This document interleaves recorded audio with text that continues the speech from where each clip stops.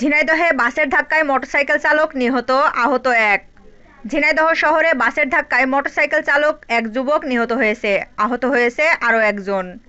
বুধবার বিকেলে ঝিনাইদহ চুয়াডাঙ্গা মহাসড়কের সদর উপজেলার ভেন্নাতলা নামক স্থানে এই দুর্ঘটনা ঘটে।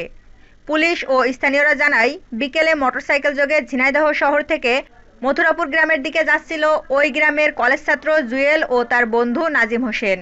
পথে ঘটনাস্থলে পৌঁছালে পেছন দিক থেকে আসা সিডি ডিলাক্স নামের একটি বাস তাদের ধাক্কা দিয়ে পালিয়ে যাওয়ার চেষ্টা করে।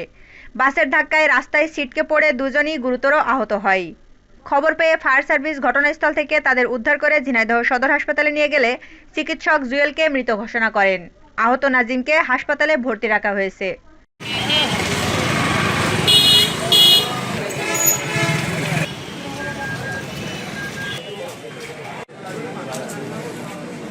পালানোর সময় বাসটি আটক করেছে স্থানীয়রা।